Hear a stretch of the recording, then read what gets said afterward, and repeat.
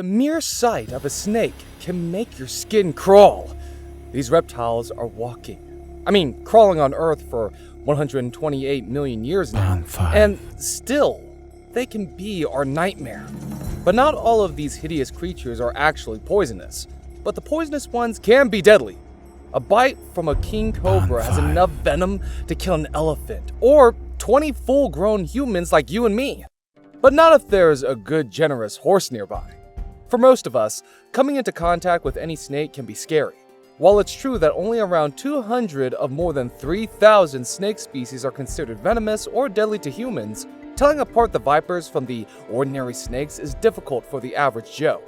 And this fear is not unreasonable. A lot of poisonous snake bites can result in the death of the bitten individual in just a matter of hours, minutes, and even seconds. And if you get bitten, it will be one of the most agonizing moments you will ever experience in your life, resulting in possible death. That's why several labs across the globe manufacture antivenom.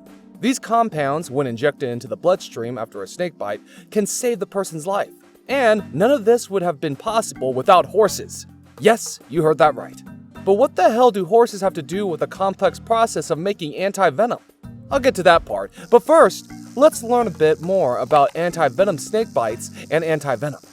Antivenom is a chemical compound that binds to the toxins from the snake bite in your blood and prevents them from causing cellular, muscular, and nervous damage. In simpler language, it keeps the venom from spreading inside your body and damaging it. But a lot of issues pop up in terms of antivenom administration and availability. For instance, you need a lot of snake poison to create antivenom, and I really mean a lot. In 1965, famed snake handler Bill Hast took on the job to extract enough poison from North American coral snakes to create the first ever antivenom against their bites. It took him over 3 years and 69,000 milkings to gather enough venom needed to make the compound. But what does snake venom do in the body that shuts it down so quickly? Well, the exact action of snake venom depends on several factors, including the species of snake responsible for the bite. The poison can destroy cells inside the body, leading to necrosis of a particular area or limb.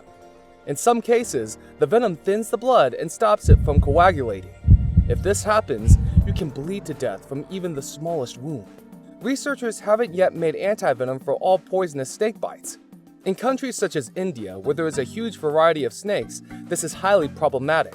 There's no antivenom for almost 60 different species of vipers in the country. So, if you're bitten by one of these snakes, the most that a doctor can do is administer a generalized antivenom.